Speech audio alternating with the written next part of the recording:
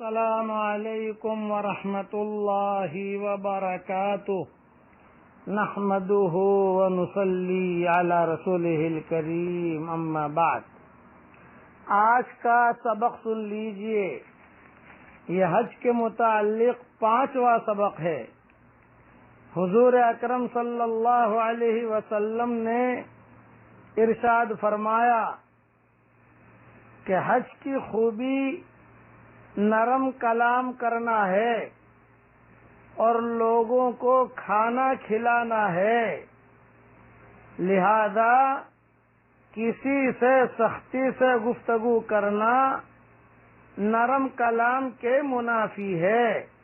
سختی سے حج میں بات نہ کی جائے، اس لیے ضروری ہے کہ آدمی اپنے ساتھیوں پر بار بار اعتراض نہ کیا کرے، خاص طور سے حج کے دنوں میں، اور دیہات کے رہنے والے جو بدو ہوتے ہیں ان سے بھی سختی سے پیش نہ آئے، ہر شخص کے ساتھ تواضع سے اور خوش خلقی سے پیش آئے۔ علماء نے لکھا ہے کہ خوش اخلاقی یہ نہیں ہے کہ دوسرے کو تکلیف نہ پہنچائے، بلکہ خوش اخلاقی یہ ہے کہ دوسرے کی اذیت کو برداشت کرے۔ سفر کے معنی لغت میں ظاہر کرنے کے ہیں۔ علماء نے لکھا ہے کہ سفر کو سفر اسی وجہ سے کہا جاتا ہے کہ اس میں آدمی کے اخلاق ظاہر ہوتے ہیں۔ حضرت عمر رضی اللہ تعالی عنہ نے ایک شخص سے دریافت کیا، کیا تم فلاں کو جانتے ہو کہ کیسا آدمی ہے؟ انہوں نے عرض کیا، جی جانتا ہوں۔ حضرت عمر نے فرمایا، کیا تم نے کبھی کوئی سفر اس کے ساتھ کیا ہے؟ انہوں نے عرض کیا کہ سفر تو نہیں کیا۔ حضرت عمر نے فرمایا، پھر تم اس کو نہیں جانتے۔ ایک حدیث میں کہ حضرت عمر رضی اللہ تعالیٰ عنہ کے سامنے ایک صاحب نے کسی کی تعریف کی تو بہت اچھے آدمی ہیں۔ حضرت عمر نے فرمایا، کیا تم نے ان کے ساتھ کوئی سفر کیا ہے؟ انہوں نے عرض کیا، سفر تو نہیں کیا۔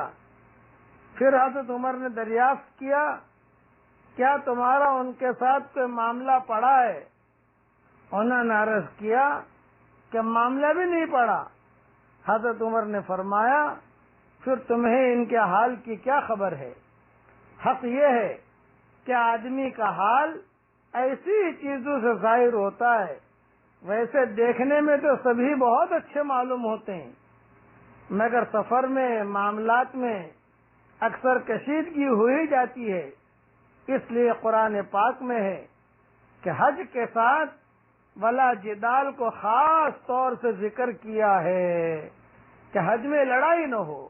لڑائی ہوئی یا آنکھیں میلی ہوئی یا کوئی گڑبڑ ہوئی تو حج کی نیکیوں میں کافی کمی آ جائے گی۔ حضور صلی اللہ علیہ وسلم کا ارشاد ہے کہ نیکی والے حج کا بدلہ جنت کے سوا کچھ نہیں۔ یہ حدیث بخاری مسلم میں ہے۔ اس لیے حج کے سفر میں بہت احتیاط کے ساتھ یہ حج کا سفر کیا جائے۔ ایک درود شریف میرے ساتھ پڑھ لیں۔ علماء نے لکھا ہے کہ یہ درود بہت ہی فائدہ مند ہے۔ روزے جس کی روزی میں تنگی ہو، یہ درود اگر پڑھے جو صیغے میں پڑھا رہا ہوں، اللہ چاہے گا تو ان کی روزی میں اللہ تعالیٰ خوب برکت دے گا۔ پڑھیے میرے ساتھ۔ اس لیے حج میں جانے والے بھی یہ درود پڑھ سکتے ہیں اور حج میں نہ جانے والے بھی پڑھ سکتے ہیں۔ پڑھیے میرے ساتھ، اللہم صل علی محمد عبدک ورسولک وصل علی المؤمنین والمؤمنات والمسلمین والمسلمات۔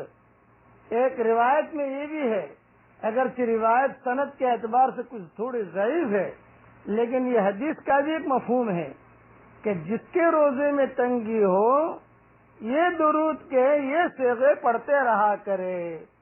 اور آخر میں ایک نصیحت کرتا ہوں کہ سب کچھ کب قبول ہوگا؟ جب اللہ کو ہم اپنے ساتھ میں لیں گے۔ اس لیے ایک جملہ یاد رکھنا، اپنے آپ کو ایک کے حوالے کر دو، وہ ایک کو ہمارے حوالے کر دے گا۔ بس یہ سونے کے پانی سے لکھ لینا، اپنے آپ کو ایک کے حوالے کر دو، وہ ایک کو ہمارے حوالے کرے گا۔ ہمارے یہاں تہجد کا وقت ہے، ایک دعا بھی کر لیتا ہوں۔ اللہ تعالیٰ یہ دعا میرے لیے بھی قبول فرمائے، آپ کے لیے بھی قبول فرمائے۔